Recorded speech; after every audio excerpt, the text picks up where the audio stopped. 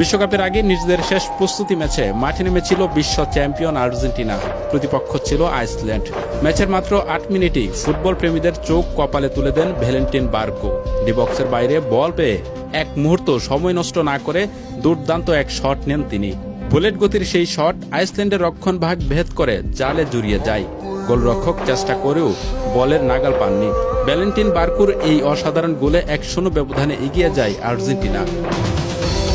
গোলের পর আরও আক্রমণাত্মক হয়ে ওঠে লিওনেল স্ক্যালোনির দল। একের পর এক আক্রমণের চাপে কোণঠাসা হয়ে পড়ে আইসল্যান্ড। প্রথমার্ধে বল দখলে ৬১% ছিল আর্জেন্টিনার নিয়ন্ত্রণে, যা ম্যাচে তাদের পূর্ণ আধিপত্যের প্রমাণ দেয়। শুধু বল দখলেই নয়, আক্রমণেও ছিল বিশ্ব চ্যাম্পিয়নদের স্পষ্ট প্রভাব। হাফ টাইম পর্যন্ত আর্জেন্টিনা মোট ৭টি শট নেয়, যার মধ্যে ৪টি ছিল সরাসরি গোলপোস্টের লক্ষ্য। অন্যদিকে আইসল্যান্ড আর্জেন্টিনার রক্ষণভাগে খুব বেশি সমস্যা তৈরি করতে পারেনি।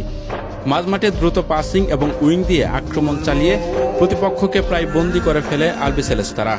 বিশ্বকাপের আগে তরুণদের পারফরমেন্স নিয়ে যে আলোচনা চলছিল, বার্কো যেন মাঠে তার যোগ্য জবাব দিলেন। শুধু গোলেই নয়, পুরো প্রথমার্ধ জুড়ে তার আত্মবিশ্বাসী ফুটবল দর্শকদের মুগ্ধ করেছে। বিরতির পর একসঙ্গে ৫ জন খেলোয়াড় পরিবর্তন করেন লিওনেল স্ক্যালোনি। ম্যাচের ৬৭ মিনিটে লাউতারো মার্তিনেজের বুলেট গতির শট গোল পোস্টে লাগলে সে যাত্রায় আর্জেন্টিনার স্কোর আর বাড়েনি। এরপর